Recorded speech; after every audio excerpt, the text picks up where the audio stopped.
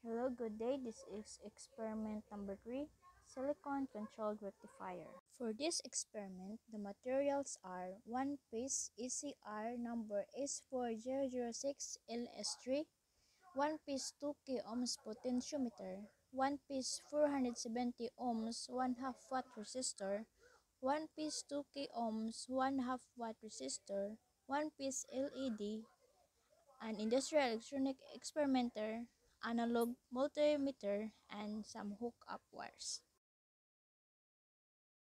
The terminal of a thyristor is anode, cathode, and gate.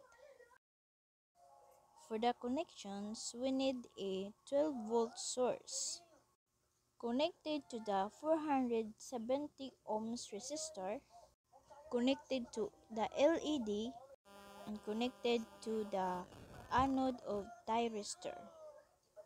And for the potentiometer, the terminal 1 is connected from the 470 ohms resistor, and for the terminal 3 is connected to 200k ohms resistor connected to the gate of a thyristor.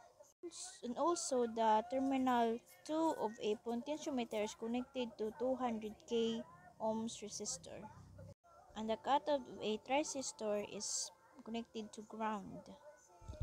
And now we're going to switch on the experimenter to test our experiment.